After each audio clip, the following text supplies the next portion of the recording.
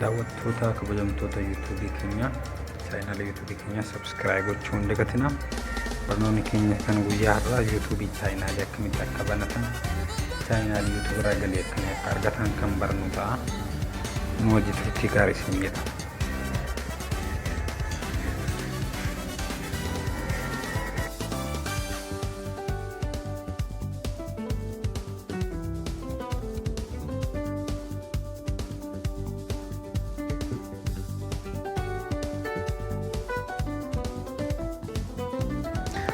Wala email Haarawa banu email dura yang kabat jechaadha.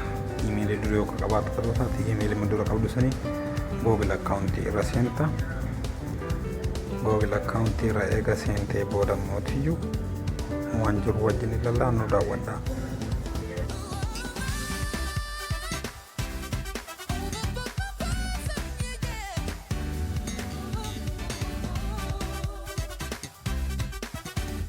Google da sentin bodo channel duraan qabatin channel Google Haarawa banta create account ka irratti goota.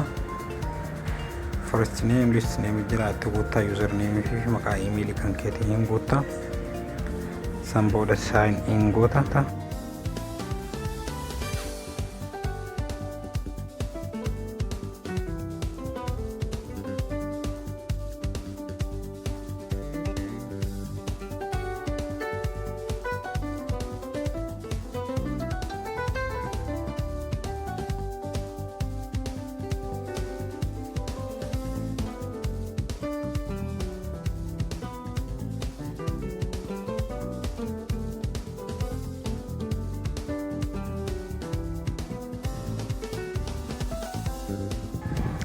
Erga email yookiin channel banti geessite immoo YouTube irra seenteetni channel ka jira seente channel YouTube jira achirra seenta.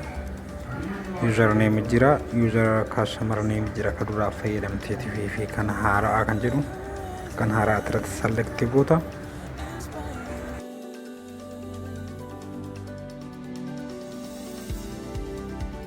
Maqaa sirreef channel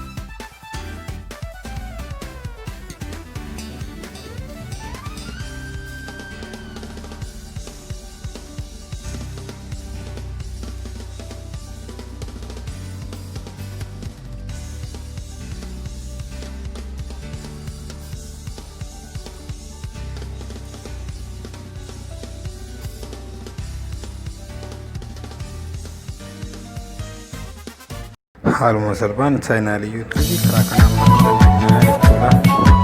Link irra jiru Facebook yoo qabaattan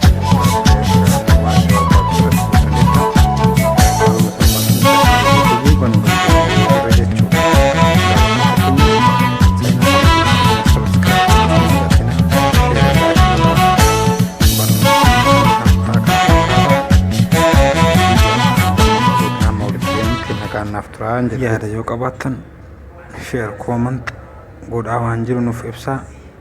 Galatooma oolmaa gaarii isiniif haa ta'u. Jaalatamtoota channel YouTube keenyaa hundaaf.